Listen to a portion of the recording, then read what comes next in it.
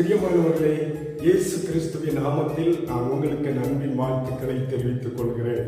ஏசாயா 58வது அதிகாரம் 8ஆம் வசனம் சொல்லுகிறது, உன் சுகவாழ்வு சீக்கிரத்தில் துளிர்க்கும் என்று சொல்லி.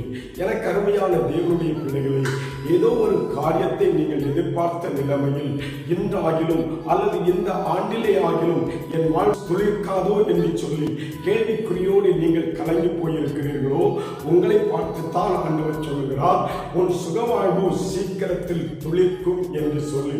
எனக்கு அருமையான தேவனுடைய பிள்ளைகளே, நான் ஒரு இடத்திற்கு கடந்து செல்லும் பொழுது ஒரு பானை மீது ஒரு முச்செடி வளர்ந்து நிற்கிறதை பார்த்தேன். நான் அதை கண்டாய் கவனிக்கும் பொழுது அது முழுவதுமாய் அந்த பாறை மீது வளர்ந்து நின்றதை காண முடிந்தது.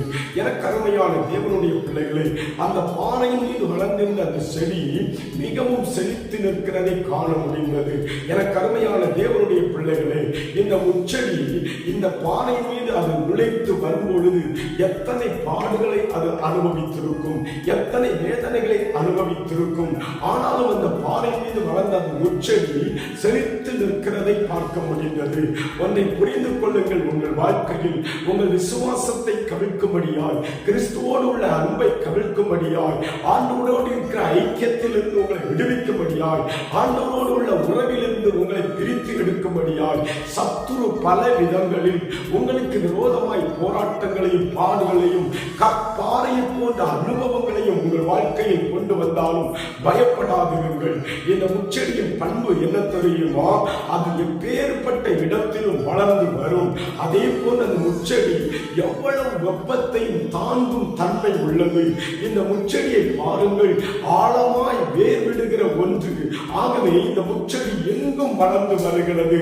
என கருமையான தேவனுடைய பிள்ளைகளை, பயப்படாதிருங்கள்.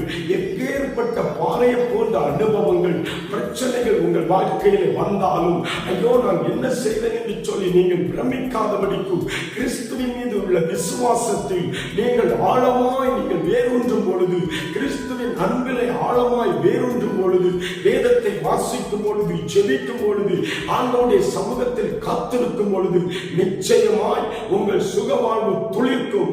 இந்த ஆண்டில் நீங்கள் ஏதோ ஒரு எதிர்பார்ப்போடு இருக்கலாம். கர்த்தர் அந்த காரியத்தை வாய்க்க பண்ணுவார். இத்தனை ஆண்டு நான் காத்திருக்கிறேன், என் வாழ்க்கையில் என் குடும்பத்தில் ஒரு குழந்தை செல்வத்தை கர்த்தர் தரமாட்டாரா என்று சொல்லி நீங்கள் ஏக்கத்தோடு இருக்கிறீர்களோ, பயப்படாதீர்கள். உங்கள் சுகவாழ்வு துளிர்க்கும் என்று ஆண்டவர் சொல்லுகிறார். ஆகவே ஆண்டவருடைய சமூகத்தில் நீங்கள் விசுவாசத்தில் தளர்ந்து போகாதபடி வேரூன்றி இந்த முச்செடியை போல எத்தனை பாடுகள் உபத்திரவங்கள் வந்தாலும் நீங்கள் கர்த்தருடைய அன்பிலே நிலைத்திருக்கும் பொழுது கர்த்தர் உங்கள் சுவை வாழ்வை துளிர்க்க பண்ணுவார். நாம் ஜெபிக்கலாமா? அன்பின் நல்ல ஆண்டவரே, இந்த நல்ல பொழுதிற்காய் உமக்கு நன்றி செலுத்துகிறோம். எங்கள் வாழ்க்கையை துளிர்விட பண்ணுகிற தேவன் நீர், எங்கள் வாழ்க்கையை செழிக்க பண்ணுகிற கர்த்தர் நீர். இந்த வேளையிலும் ஆண்டவரை சுகமானு துளிர்க்குமோ என்று சொல்லி கேள்விக்குறியோடு இருக்கிற ஒவ்வொரு பிள்ளைகளுக்கும் ஆண்டவர் அற்புதம் செய்யுங்கப்பா. அவர்கள் எதிர்பார்ப்பை வாய்க்க பண்ணி தேவையை சந்தித்து இந்த ஆண்டிலே ஆகியும் கர்த்தருடைய கரமுடைய பிள்ளைகளுக்கு அற்புதம் செய்யும்படியாய் ஜெபிக்கிறோம். உம்முடைய வார்த்தையின்படி, வாக்குத்தத்தத்தின்படி இவர்கள் சுகவாழ்வு செழிக்கட்டும் இயேசுவின் நாமத்தில்.